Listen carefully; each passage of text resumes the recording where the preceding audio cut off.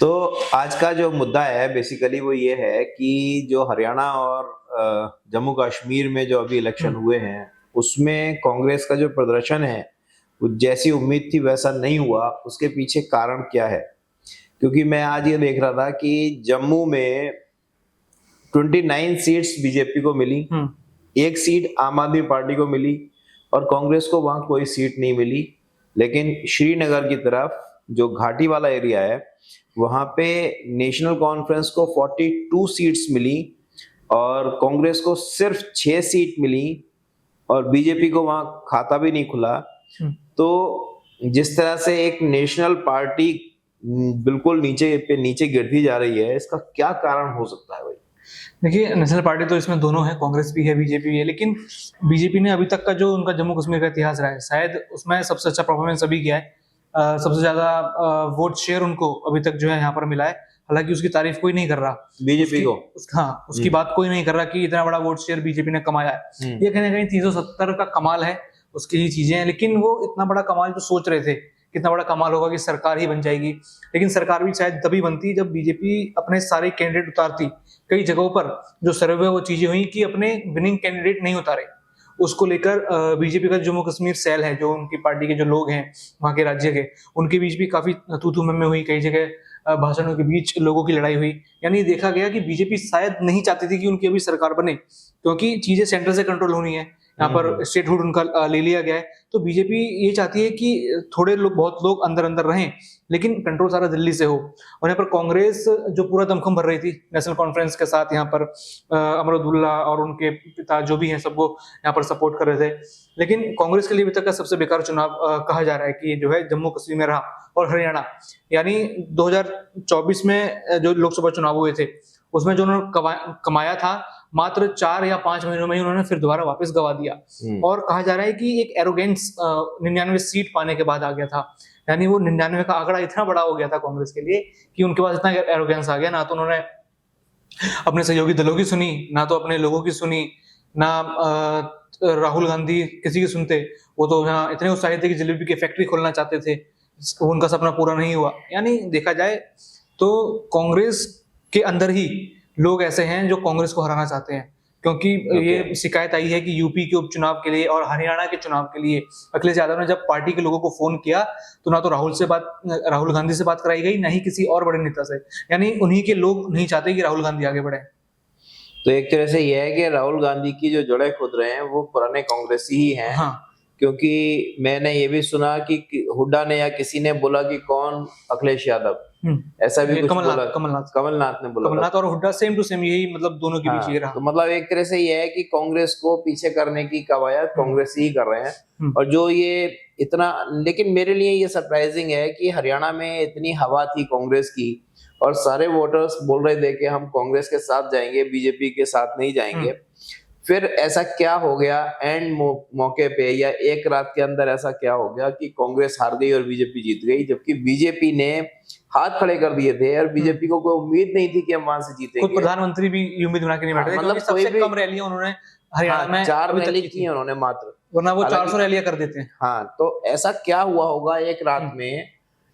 क्या वाक़ई जो कांग्रेस की चिंता है जिसको लेकर कि वो इलेक्शन कमीशन से मिलने की बात कर रहे हैं, हुँ। क्या उसमें कोई सच्चाई हो सकती है?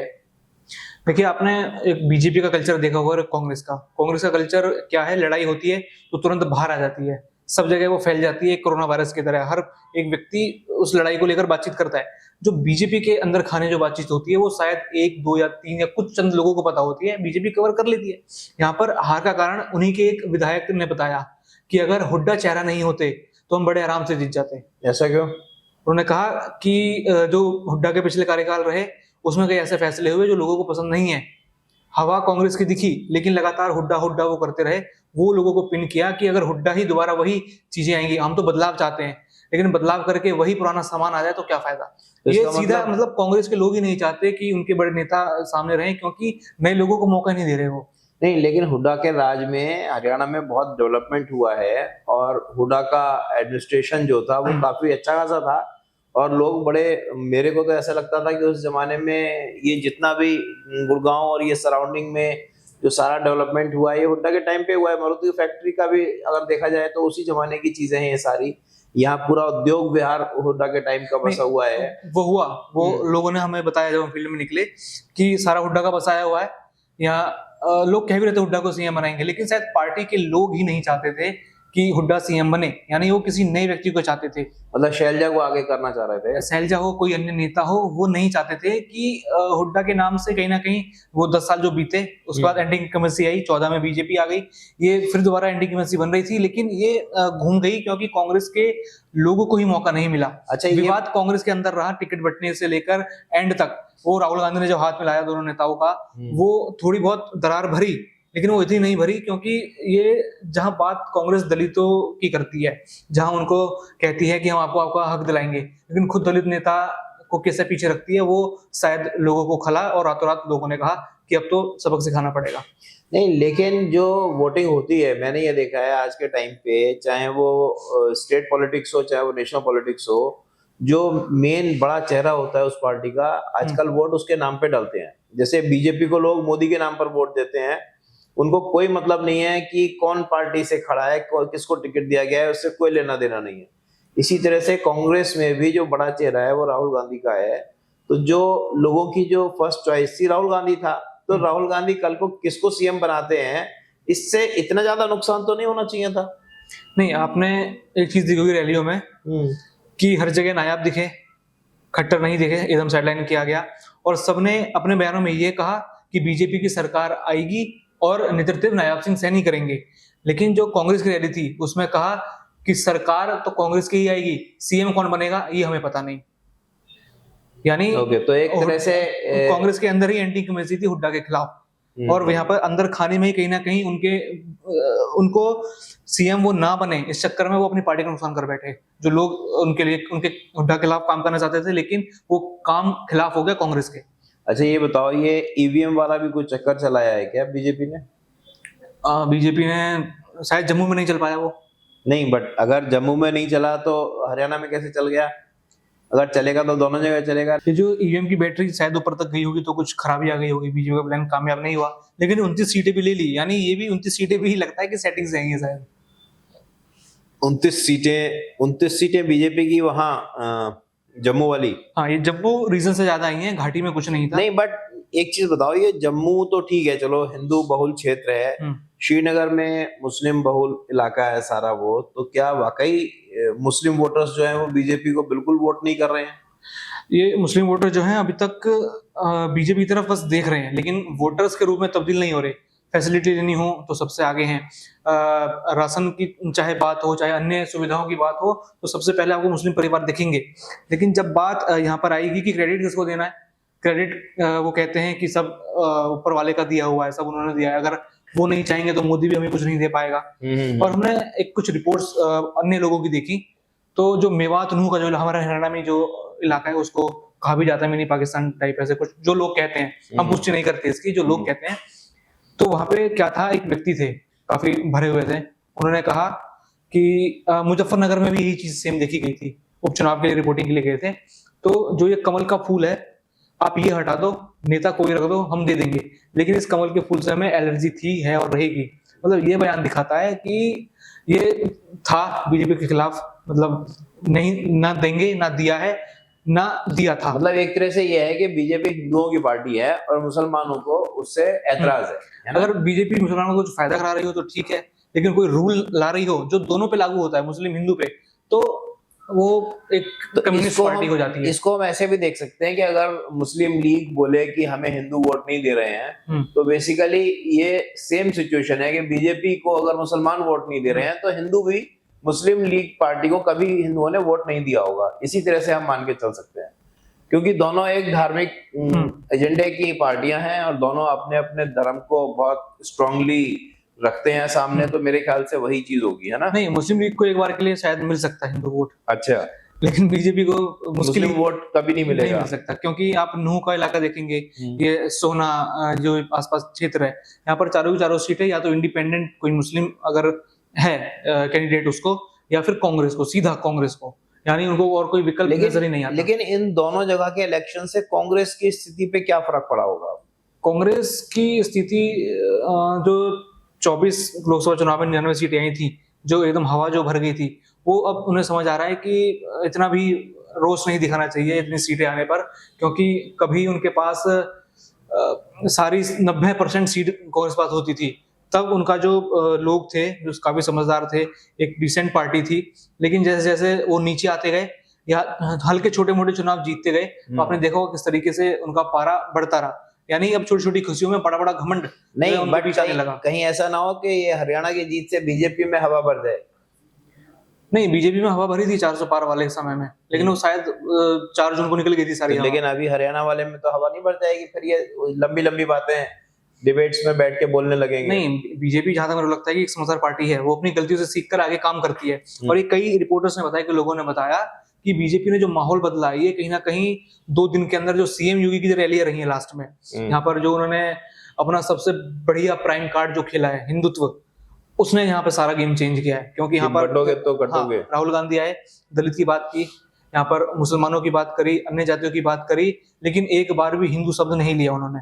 हाँ, भले ही गाली देनी हो तो 4-5 बार ले लिया हो, लेकिन योगी जी आए, सीधा कहा कटोगे तो बटोगे, चाहे हरियाणा हो, चाहे यूपी हो, चाहे पूरा देश में कहीं भी हो। यहाँ तक कि वो तो ये भी कह चुके हैं कि आप मेरे को हैदराबाद में उतार दो, मैं तो हैदराबाद में भी जीत के दिखा दूंगा।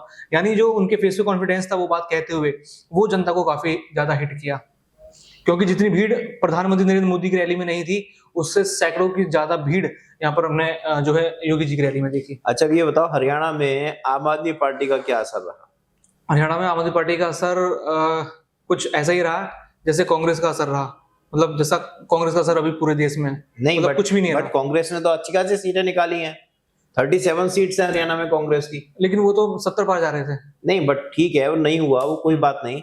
लेकिन आम आदमी पार्टी अपने अरविंद केजरीवाल जी जिस तरह से वो बात कर रहे थे कि भाई मैं हरियाणा का लाल हूँ, और जेल से आने के बाद में वो फुल फ्लैश, आई थिंक उन्होंने सारी सीट पे अपने कैंडिडेट भी उतारे थे, और उनके 1.76% समथिंग वोट भी मिले हैं उनको हरियाणा में।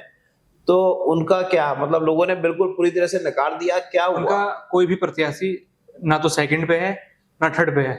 फोर्थ के नीचे अगर देखेंगे, सबसे नीचे जाके, तो शायद वो मिल जाए। कहीं 100 वोट हैं, कहीं 200 वोट हैं, कहीं 56 वोट हैं। उससे ज्यादा वोट तो नोटा के हमने देखे जब हम रिसर्च कर रहे थे, उससे ज्यादा हमने नोटा के वोट देखे। इसमें जो एक बयान उन्होंने दिया था शुरुआत में कि मैं हरियाणा का लाल हूं और आम आदमी पार्टी के बिना सरकार बन ही नहीं सकती, ये भी एक एरोगेंस वाली वो थी कि कोई कितने भी घोड़े दौड़ा लेना, कुछ भी कर लेना, लेकिन बिना आम आदमी पार्टी के हरियाणा में इस बार सरकार नहीं बनेगी। नहीं, बट एरोगेंस क्या, ये तो कॉन्फिडेंस की बात है। हर ओवर कॉन्फिडेंस हो गया। नहीं, अब हम ओवर कॉन्फिडेंस कह सकते हैं, बट क्योंकि वो हरियाणा से आते हैं तो हो सकता है उनको लगा हो कि भाई हरियाणा के लोग मेरे को प्रायोरिटी देंगे और मेरी पार्टी को सपोर्ट करेंगे। अब नहीं किया तो वो क्या कर सकते हैं, हम लोगों ने नहीं किया। बिल्कुल, जब हम फील्ड रिपोर्टिंग के लिए गए थे, हमने आम आदमी पार्टी का नाम लिया, या तो लोगों ने जवाब नहीं दिया या कहा कि भाई हमें तो नहीं चाहिए फ्री की चीज। अच्छा, मतलब आम आदमी पार्टी का यहाँ हरियाणा हम में फ्री की चीज नहीं लेंगे, खरीद के खा लेंगे, लेकिन अच्छी सरकार लेके आएंगे। लेकिन उन्होंने ये क्लियर नहीं करा कि कांग्रेस लाएंगे, बीजेपी लाएंगे। उन्होंने कहा कि हम अच्छी सरकार लाएंगे, लेकिन फ्री का माल नहीं खाएंगे। अच्छा, ये आम आदमी पार्टी की एक सीट आई है जम्मू में, वो कहाँ की है? ये डोडा की सीट है। यहाँ पर बेसिकली सेकंड नंबर पर बीजेपी रही, अन्य पार्टी थी वहाँ, कॉन्फ्रेंस, नेशनल कॉन्फ्रेंस थी, कांग्रेस थी। लेकिन जो नैरेटिव सेट किया यहाँ पर कि बीजेपी को हराया है, हर आम आदमी पार्टी के छोटे से छोटे कार्यकर्ता से लेकर जो पूर्व मुख्यमंत्री, जो अभी के मुख्यमंत्री हैं, आप सबकी लाइन देखना कि जम्मू कश्मीर में आपने बीजेपी को हराया।